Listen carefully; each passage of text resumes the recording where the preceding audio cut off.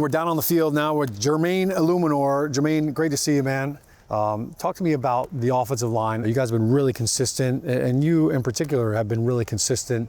Obviously the pass protection, that's kind of how we validate tackles these days. Have you tweaked anything in terms of your own set this year?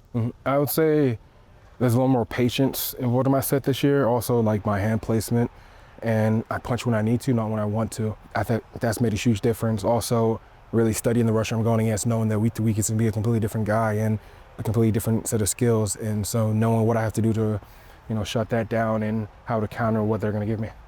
So part of the ability to be patient with your punch is you got to trust your feet, right? And so the footwork is a big part of that.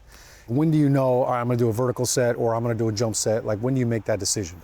So typically I make it throughout the week from my film prep. I'll watch the film. Like, I know if it's a wide 9, then I like all right, let's show a wide 9. So like you're playing right tackle. All right, so now I'm the defensive end.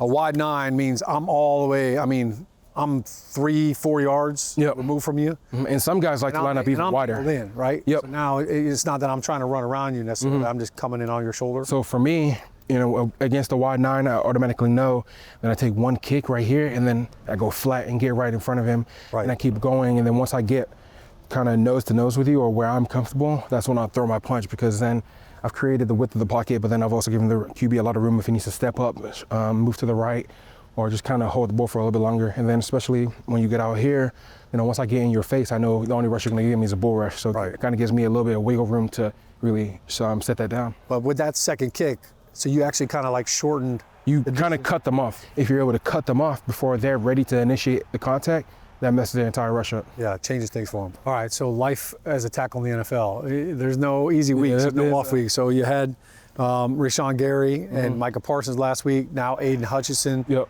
How is he different as a rusher? Aiden likes that space, so that wide 9 that I was telling you about. So if I have a tight end in between me, he's gonna line up as wide as he possibly can. Because if you think about it, like if you're the right tackle and I'm him, if I line up here, I can see the quarterback and I don't even have to look at you, because in my mind, I can just run straight up the field and get to the quarterback. And so that's why I'm saying a lot of guys, when they see him out there, they just try to go straight back.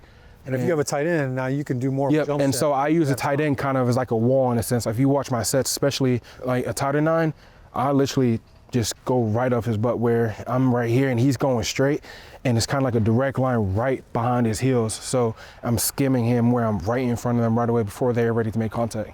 Thanks, Jermaine. Appreciate it.